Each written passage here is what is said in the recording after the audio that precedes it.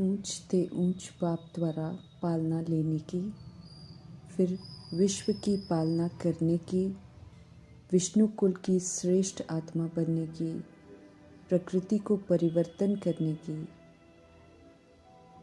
पुरुषोत्तम बनने की, विश्व के आगे साक्षात मूर्त प्रसिद्ध होने की, योगी तू आत्मा बनने की, अव्यक्त बाप दादा की हम आत्माओं के लिए आज की शिक्षाओं से संपन्न अव्यक्त मुरली से शिक्षाएं। वरदाता परमात्मा समझ देते हैं कि सेवा में तो अंत तक रहना है, लेकिन सेवा में रहते हुए संपूर्णता की समीपता की अनुभूति करने वाले ब्रह्मा बाप समान उदाहरण भी बनना है। सेवा के बंधन में नहीं बंधना है, वो तो करावनहार जब तक करा रहे हैं दिल से सेवा करनी है, लेकिन करते हुए एकांतवासी भी बनना है। संपूर्ण बनने के लक्ष्य का अटेंशन ज़रूर रखना है और पुरुषार्थ हमारा तीव्र गति से चलता रहे, ये भी पूरा ध्यान रखना है। जैसे ब्रह्मा बाप सेवा में रहते, समाचार सुनते, सदा प्रभाव मुक्त रहते हुए एकांतवासी बन जाते थे। 1 घंटे के समाचार को 5 मिनट में समझकर बच्चों को खुश कर देते थे और अंतर्मुखी एकांतवासी स्थिति का अनुभव करा देते थे। ऐसे ही हम आत्माओं को भी प्रभु समझ देते हैं कि फॉलो फादर करो।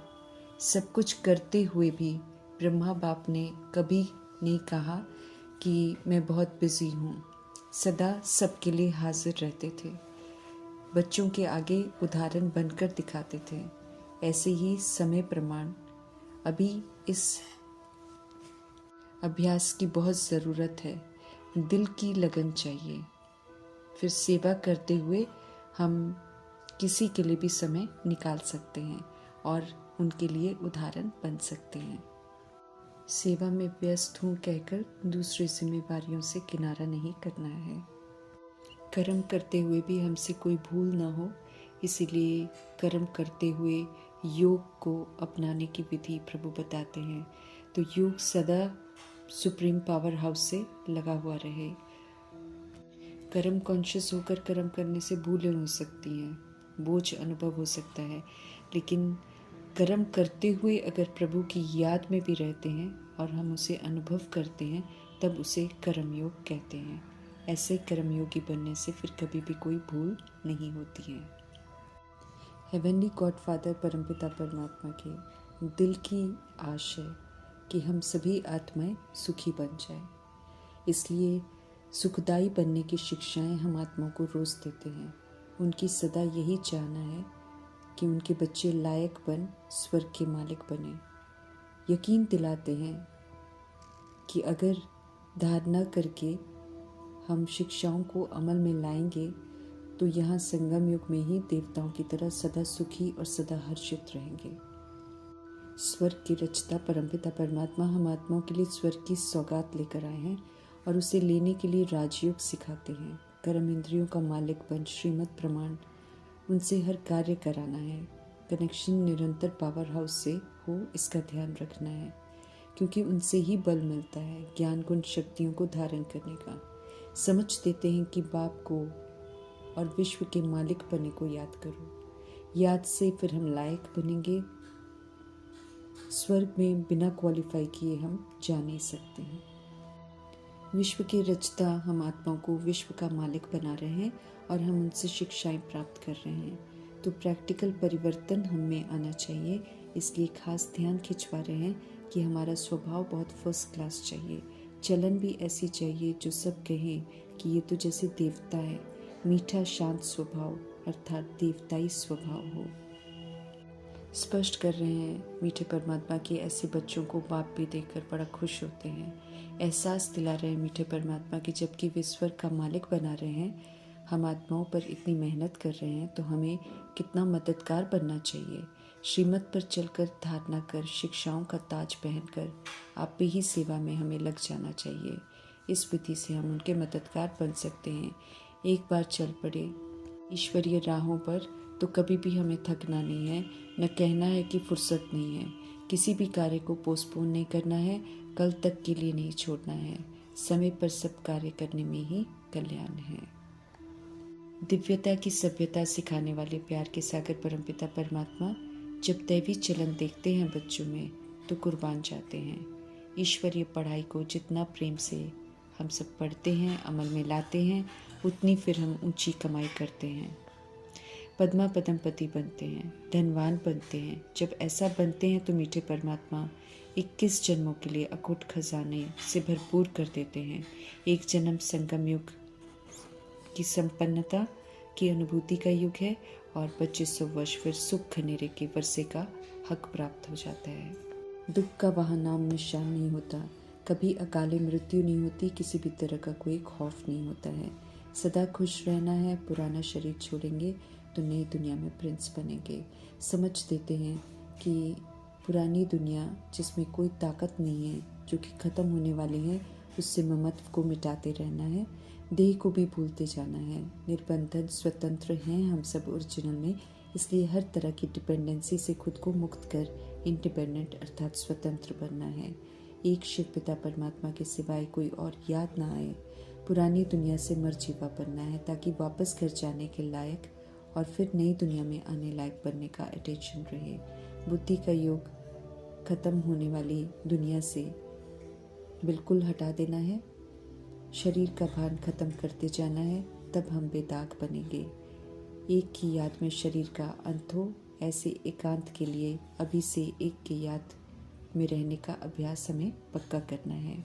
सत्य बाप सच्ची सच्ची श्रीमत देते हैं, उनके बने हैं तो कदम कदम हमें उनकी ही श्रीमत पर चलने का पूरा अटेंशन रखना है। फरमान करते हैं बाप दादा की अब चुप रहना है, पढ़ना है और एक बाप की याद में रहना है। समझ देते हैं कि अगर हम याद में रहते हैं तो याद के सहयोग के द्वारा सारे विश्व को शांति का दान देते हैं। मुरली कोई भी कभी भी मिस नहीं करनी है। प्यार से मीठे परमात्मा हम आत्माओं को समझ देते हैं कि अपने पर अब रहम करो और किसी भी तरह की कोई अवज्ञा नहीं करो। आज रूहानी पढ़ाई पढ़ाने वाले सुप्रीम टीचर, सुप्रीम फादर परमपिता परमात्मा स्पष्ट कर रहे हैं कि जब वे मीठे शांत स्वभाव धारण करने वाले बच्चों को देखते हैं तो बड़े खुश होते हैं, और जब बच्चों की दैवी चलन देखते हैं तो उन पर कुर्बान जाते हैं, और जब खुशबूदार गुणवान बच्चों को देखते हैं तो प्यार में, खुशी में उनके नैन गीले हो जाते हैं। जब ऐसे बच्चों को तकलीफ़ होती है तो मीठे परमात्मा उन्हें सही रास्ता दिखाते हैं। सुप्रीम टीचर से पढ़ रहे हैं तो लायक बन उनके प्यार का पात्र बनना हम आत्माओं का फ़र्ज़ है। जो पूरा न किया तो फिर कर्ज बन जाएगा, जिसे ड्रामा फिर चुप तो कर पाएगा, क्योंकि बाप किसी को भी सज़ा नहीं देते हैं।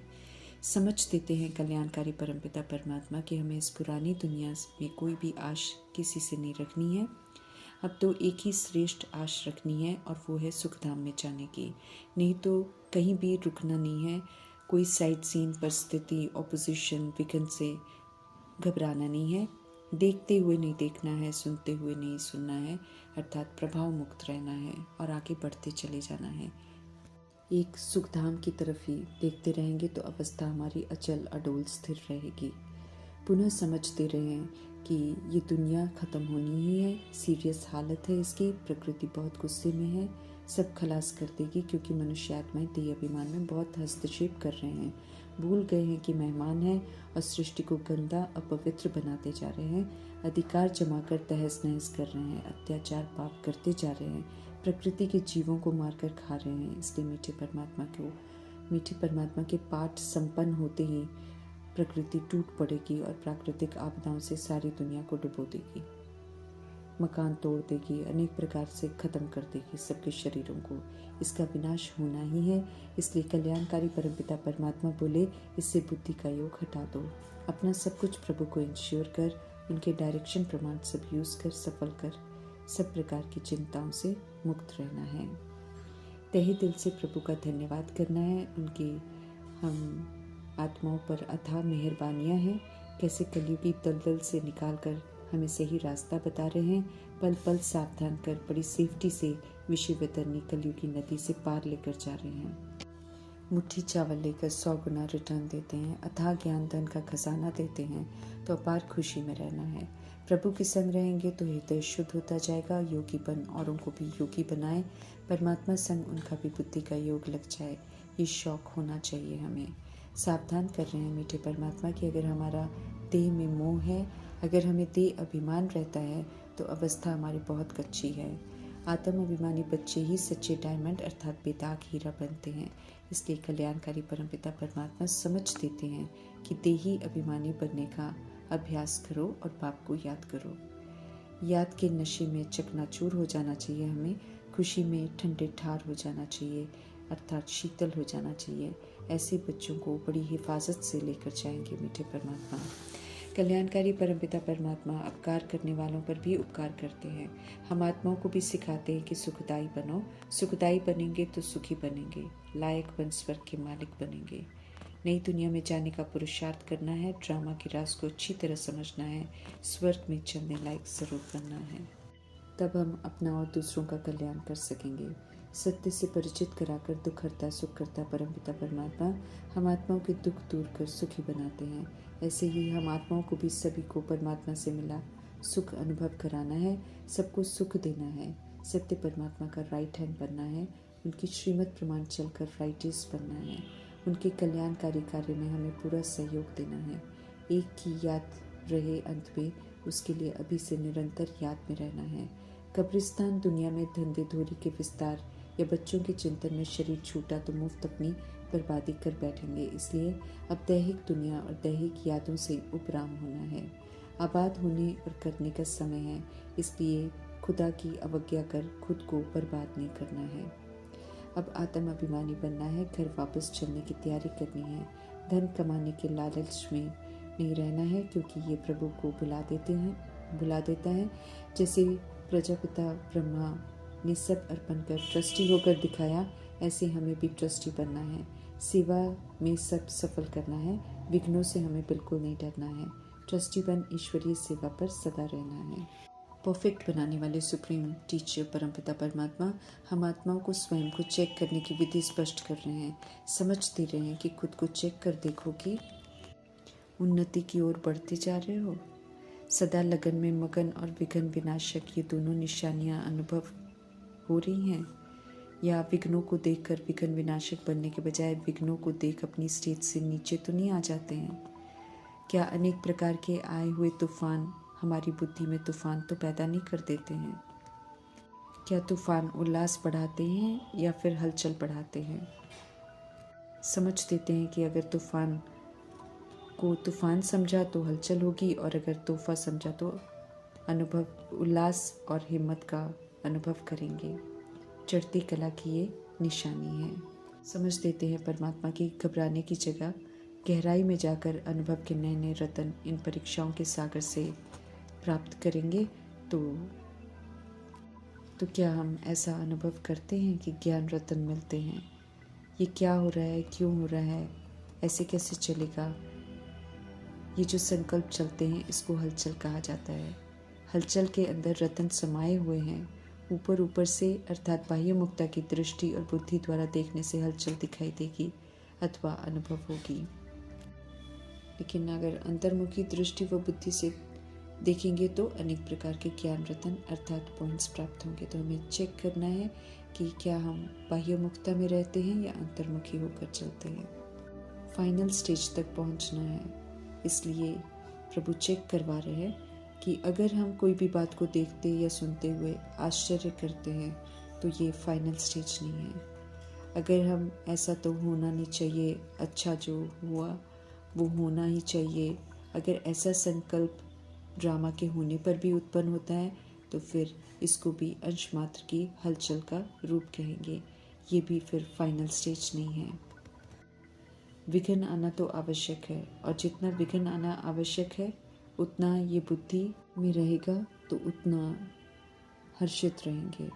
नथिंग न्यू, ये है फाइनल स्टेज। यदि कोई भी हलचल का कर्तव्य करते हैं, पाठ बजाते हैं, सागर समान ऊपर से हलचल भले ही दिखाई दे रही हो, अर्थात चाहे कर्मेंद्रियों की हलचल में आ रहे हो, लेकिन प्रभु कहते हैं कि स्थिति हमारी सदा नथिंग न्यू की होनी चाहिए। एकाग्र, एक रस, एकांत अर्थात एक रचता और रचना के अंत को जानने वाले त्रिकालदर्शी की स्टेज पर है। क्या आराम से शांति की स्टेज पर स्थित हैं या कर्मेंद्रियों की हलचल आंतरिक स्टेज को भी हिला देती है, ये भी चेक करना है। अगर हिला देती है तो फिर ये भी फाइनल स्टेज नहीं है। कुछ भी हो जाए, आंतरिक स्टेज बिल्कुल शक्तिशाली होनी चाहिए, तब कहेंगे फाइनल स्टेज। समझ दे रहे हैं मीठे परमात्मा की ये जो समय है ये अति की तरफ बढ़ रहा है, सभी तरफ अति दिखाई दे रही है, अंत की निशानी अति है। तो जैसे प्रकृति समाप्ति की तरफ अति में जा रही है, वैसे ही प्रभु हम आत्माओं को कह रहे हैं कि संपन्न बनने वाली आत्माओं के सामने अब परीक्षाएं और विघ्न भी अति के रूप में आएंगे। इसलिए हमें ना तो आश्चर्य खाना है कि पहले ये नहीं था अब क्यों है। अगर आश्चर्य करते हैं तो फाइनल पेपर में आश्चर्यजनक बातें तो क्वेश्चन के रूप में आएंगी, तब तो पास और फेल हो सकेंगे। इसलिए न चाहते हुए भी बुद्धि में क्वेश्चन उत्पन्न न हो, यही तो पेपर है, और है भी 1 सेकंड का ही पेपर। क्यों का संकल्प अगर हम करते हैं तो फिर चंद्रवंशी की क्यू में लग जाएंगे, चंद्रवंशियों का नंबर पीछे आएगा। इसलिए प्रभु कहते हैं कि एक रस स्थिति में स्थित होने का अभ्यास निरंतर हो, तब सूर्यवंशी के राज्य में आएंगे। समस्या की सीट को संभालने नहीं लग जाओ। बाबा कहे सीट पर बैठकर फिर समस्या का सामना करना है। समस्या ही तो सीट की याद दिलाती है। विघ्न आता है तो जैसे योग लगाते हैं, इससे सिद्ध होता है कि दुश्मन ही तो शस्त्र की स्मृति दिलाते हैं, लेकिन स्वतः और सदा स्मृति नहीं रहती है। तो निरंतर योगी हैं कि अंतर वाले योगी हैं। टाइटल निरंतर योगी का है ना, तो दुश्मन आवे ही नहीं या समस्या सामना न कर सके, ऐसा तो नहीं होना है ना। दुश्मन भी आएंगे, समस्या भी आएंगी। सूली से कांटा बनना ये भी फाइनल स्टेज नहीं है। सूली से कांटा बने और कांटे को फिर योग अग्नि से दूर करें या भस्म करें, कांटा लगे और फिर हम उसे निकालें, प्रभु कहते ये भी फाइनल स्टेज नहीं है। कांटे को अपनी संपूर्ण स्टेज से समाप्त कर देना है, ये है फाइनल स्टेज। तो प्रभु कहते ऐसा लक्ष्य रखते हुए अपनी स्टेज को आगे चढ़ती कला की तरफ बढ़ाते चलो। बड़ी बात को छोटा अनुभव करना है। इस स्टेज तक महारथी जो है नंबरवार यथाशक्ति पहुँचे हैं। अब पहुँचना वहाँ तक है जो कि अंश और वंश ही समाप्त हो जाए। अव्यक्त बाप दादा पूछ रहे हैं कि हिम्मत, उल्लास और सर्व के सहयोगी सदा रहते हुए चल रहे हो, क्योंकि कलयुगी दुनिया को समाप्त करने के लिए, परिवर्तन करने के लिए, माया को विदाई देने के लिए घेराव डालना है और मजबूत घेराव डालना है। बीच बीच में हम कहीं ढीले तो नहीं हो जाते हैं, थक तो नहीं जाते हैं, ये अपने आप को चेक करते रहना है। बाप दादा पूछ रहे हैं कि कहीं रुक तो नहीं जाते हो, कहीं ऐसा तो नहीं है कि ना आगे बढ़ना ना पीछे हटना, जैसे थे वैसे रहना, ये पाठ तो पक्का नहीं करते हो। समय धक्का लगाएगा तो चल पड़ेंगे, ऐसा तो नहीं सोचते हो। किसी न किसी के सहारे का इंतज़ार तो नहीं कर रहे हो। ऐसी स्टेज वालों को क्या कहेंगे? इस विधि से खड़े होने को तो अंगद की स्टेज नहीं समझते हो। बाप दादा बोले कि अगर हम ऐसे रुक जाएंगे तो फिर लास्ट वाले फास्ट चले जाएंगे। उदाहरण देकर समझ देते हैं कि पहाड़ों पर बर्फ़ गिरती है और जम जाती है तो रास्ते रुक जाते हैं, तो फिर बर्फ़ को गलाने के लिए, उसे हटाने के लिए पुरुषार्थ करते हैं ना। तो यहाँ भी अगर बर्फ़ के माफिक जम जाते हो तो इससे सिद्ध होता है कि योग अग्नि की कमी है। ध्यान खिंचवा रहे हैं बाप दादा कि योग अग्नि को तेज करो तो रास्ता सारा क्लियर हो जाएगा। मिली हुई हिम्मत और उल्लास के पॉइंट्स जो हैं वो बुद्धि में दौड़ाते रहना है, फिर रास्ता क्लियर हो जाएगा। बाप दादा देख रहे हैं कि अब की रिजल्ट में सिर्फ आधा ही चल रहे हैं, इसलिए इसको आगे बढ़ाने की समझ दे रहे हैं। पुरुषोत्तम बनना है, इसलिए समझ देते कि न पुरुषार्थ की गति में अंगत बनो, न माया से हार खाने के लिए अंगत बनो, बल्कि विजयी बनने के लिए अंगत बनना है। ऊंची पालना लेकर विश्व की पालना करने में मदद करनी है। प्रकृति को परिवर्तन करना है, साक्षात मूर्त बनना है। इसलिए समझ देते हैं कि विघ्न विनाशक, विश्व पालक और माया पर विजय प्राप्त कर उमंग उत्साह से आगे बढ़ते चलो।